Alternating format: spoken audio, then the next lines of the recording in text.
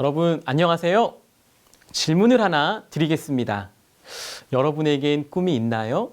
있다면 그 꿈은 무엇인가요? 누군가에게 질문을 하면 대개 이런 반응입니다. 그게 정말 꿈이 없어서 그럴 수 있지만 한번 생각해 보세요. 우리는 끊임없이 생각해요. 간단하게는 뭘 먹고 싶은지, 그리고 내일 뭘 하고 싶은지, 1년 뒤, 10년 뒤 무엇을 하고 싶은지 많은 생각을 합니다. 저마다 소망이 있고 꿈이 있다고 생각이 되죠. 다만 그 꿈을 구체적으로 표현하지 못할 뿐입니다.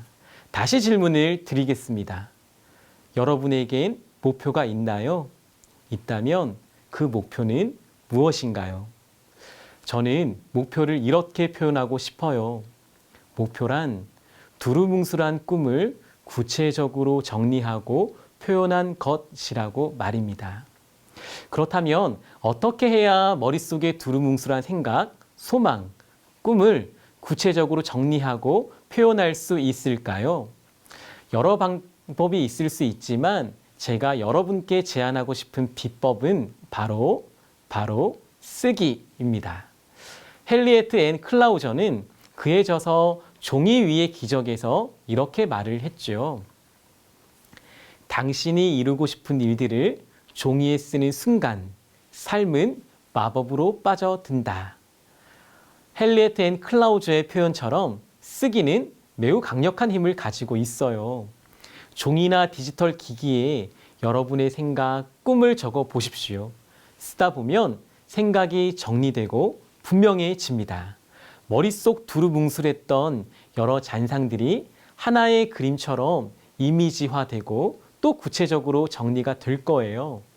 처음부터 대단한 글을 쓸 필요는 없습니다. 일단 펜을 손에 들고 끄적이면 되죠. 처음에는 내 생각을 한 문장, 한 문단에 담아내기가 어려울지 모르지만 쓰고 또 쓰다 보면 내가 쓴 한 문장 또 한 문단은 내 인생의 목표점을 가리키는 정확한 내비게이션이 될 겁니다. 내가 쓰고 또 쓰는 글이 얼마나 위력이 있고 또 정교하게 위대해질 수 있는지 네덜란드의 화가 렘브란트의 그림을 통해 살펴보도록 하겠습니다. 이 그림은 렘브란트가 그린 돌아온 탕자라는 그림인데요. 렘브란트가 죽기 얼마 전에 그린 그림이죠. 이 위대한 그림은 처음부터 등장하진 않았습니다. 렘브란트는요, 하나의 위대한 그림을 그리기 전에 여러 습작을 그렸던 화가로 유명합니다. 여기 있습니다. 이 두 그림은 렘브란트가 30대에 그린 그림입니다. 아버지의 재산을 가지고 먼 나라로 도망갔던 아들은 산발이 되어 맨발로 돌아왔죠. 지팡이는 권위를 상징하는데요. 아버지는 돌아온 아들을 위해 자신의 모든 권위를 상징하는 지팡이마저 내동댕이 쳤습니다. 자, 이제 다시 한번 완성된 그림을 보실까요? 짜잔! 자, 산발이었던 아들의 머리카락은 온데간데 없습니다. 환갑이 넘은 렘브란트는 인생의 무게를 뼈저리게 느꼈던 것 같아요. 머리는 다 빠져버렸고요. 그의 옷과 떨어진 신발에서 그의 인생의 처절함을 녹여냈습니다. 이전 그림에서 보았던 지팡이는 어디 갔을까요? 바닥에 내팽겨친 그 지팡이는 형이 들고 서 있죠. 동생이 돌아왔지만 형은 멀찍이 서 있습니다. 아버지의 모든 권위가 마치 자신의 것인 양 지팡이를 두 손에 꼭 쥐고 있어요. 30년 전에 그린 이 그림에는 형이 어린 소년이었지만 여기에는 아버지보다 훌쩍 커버린 모습으로 등장합니다. 교만한 거죠. 하나 더 아버지의 두 손을 보십시오. 한 손에 묵직한 세월의 흔적이 있는 울퉁불퉁한 아버지의 손, 그리고 또 한 손은 아들을 가슴에 품은 부드러운 어머니의 손입니다. 빛의 화가라 불리는 렘브란트는 빛을 형의 지팡이가 아니라 돌아온 형편없는 동생, 그리고 그를 바라보는 아버지에게 표현하였죠. 렘브란트는 누가복음 15장을 그리고 또 그리면서 머릿속 생각과 이미지를 위대한 걸작품으로 만들었습니다. 그래요. 화가는 그리고 또 그리면서 우리는 쓰고 또 쓰면서 두루뭉술했던 생각과 꿈을 정확한 목표로 만들어낼 수 있습니다. 메모하고 쓰는 것에 익숙한 사람들은 저마다의 쓰기 비법이 있을 거예요. 저 역시 저만의 메모 습관이 있고요. 글 쓰는 방법이 있습니다. 그러나 오늘은 꿈과 생각을 분명한 목표로 세우고 삶에 적용하는 게 목표이기에 여기에 가장 적합한 툴 하나를 여러분들께 소개해 드리려고 합니다. 뭐냐고요? 바로 만다라트입니다. 만다라트는 일본 디자이너 이마이즈미 히로아키가 고안한 생각 정리 도구인데요. 메이저리그 스타 오타니 쇼헤이 때문에 널리 알려졌습니다. 오타니는 독특한 선수죠. 야구 선수 중에는 투수와 타자가 있는데요.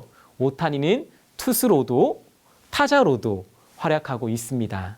이런 선수를 가리켜 일본어로 이도류라고 부르지요. 한마디로 특이한 선수 오타니입니다. 많은 전문가들은 한 우물만 파야 성공한다고 주장하는데 오타니는 두 분야 모두 세계 탑 클래스 선수입니다.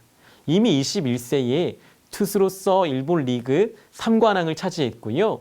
22세 때는 팀을 우승시켰을 뿐만 아니라 리그 MVP에 뽑히기도 했습니다. 이듬해 미국 메이저리그에 진출해서 첫 해에 신인상을 받기도 했고요. 무엇보다 오타니 하면 강속구로 유명하죠. 현존하는 선발 투수 중에 가장 빠른 공을 던지는 사람 중에 한 사람입니다. 그가 이 정도의 성공을 거두고 가장 빠른 공을 던지기까지 그의 고등학교 야구부 감독님의 역할이 크다고 하는데요. 그의 감독은 사사키 히로시라고 해요. 한 인터뷰에서 그는 이런 말을 남겼습니다. 나는 시속 160km의 공을 던져본 적이 없어서 그 방법을 오타니에게 가르쳐 줄 수는 없었습니다. 하지만 지도자로서 가르쳐야 하는 것은 생각하는 방법입니다. 사사키 감독은 오타니의 머릿속 꿈과 생각을 정리하고 구체적으로 종이에 적도록 했어요. 그리고 고등학교 3년 동안 그의 공은 시속 30km나 빨라졌다고 하죠. 고등학생 오타니는 나이대별 목표를 세웠고요. 도중에 메이저리그가 아니라 일본 리그를 택하면서 계획이 조금 수정되긴 했지만 그는 최고의 야구 선수가 되었습니다. 17세 오타니는 나이대별 목표뿐 아니라 앞서 설명한 만다라트도 작성했는데 그가 10대에 작성했던 만다라트가 지금까지 전 세계 많은 사람들에게 회자되고 있습니다. 왜냐하면 그만큼 목표 달성에 유용하고 강력한 도구이기 때문이죠. 자, 이제 만다라트에 대해 조금 더 자세히 설명드리겠습니다. 만다라트는 가로, 세로 81개의 블록으로 이루어져 있고요. 작게는 81개 블록이지만 가만히 살펴보면 3 곱하기 3 매트릭스가 9개로 이루어져 있습니다. 가장 먼저 중앙에 있는 3 곱하기 3 매트릭스를 채우는 게 시작입니다. 가장 핵심이 되는 생각과 목표는 정중앙에 기록을 합니다. 오타니의 경우 8개 구단이 신인 선수를 뽑을 때 1순위로 지명되는 것이 목표였죠. 핵심 생각과 목표를 정중앙에 적은 뒤에는 세부 목표를 나머지 8개 칸에 적습니다. 오타니의 경우 몸 만들기, 제구, 인간성, 운까지 기록을 해 두었죠. 여기서 그치지 않습니다. 중앙에 적어둔 8가지의 세부 목표를 나머지 8개의 3 곱하기 3 매트릭스의 정중앙에 기록을 하는 거죠. 그 다음 동일한 방식으로 각각의 세부 목표에 대한 실행 계획 혹은 하위 목표를 빈자리 8칸에 적습니다. 예를 들어 하나만 살펴볼까요? 오타니는 시속 160km의 공을 던지기 위해 체중을 늘리기로 정하고요. 하체를 강화시키고 어깨를 키우기로 정했습니다. 그리고 정말 이 표를 작성한 지 3년 만에 아마추어 사상 최초로 시속 160km의 공을 던져내고야 말았습니다. 자, 이제 여러분 차례입니다. 머릿속에 여러 많은 생각이 들겠지만 그중 내 인생의 핵심이 될 목표를 한 단어 혹은 한 문장으로 적으면 무엇이 될까요? 그걸 정중앙에 기록하는 겁니다. 그리고 그 목표를 이루기 위해서 구체적인 세부 목표와 실행 계획들을 적어 보십시오. 만다라트는 우리의 목표를 종이 한 장에 표현할 수 있는 강점이 있고요. 우리의 생각이 좀 더 논리적으로 정리되도록 도와줍니다. 작성해서 책상이나 여러분의 다이어리 앞에 기록해 두고 자주 살펴볼 수 있다면 여러분의 목표를 위해 조금 더 분명한 걸음을 걸을 수 있을 거예요. 만다라트 양식을 올려드릴 테니까 꼭 작성해 보시기 바랍니다.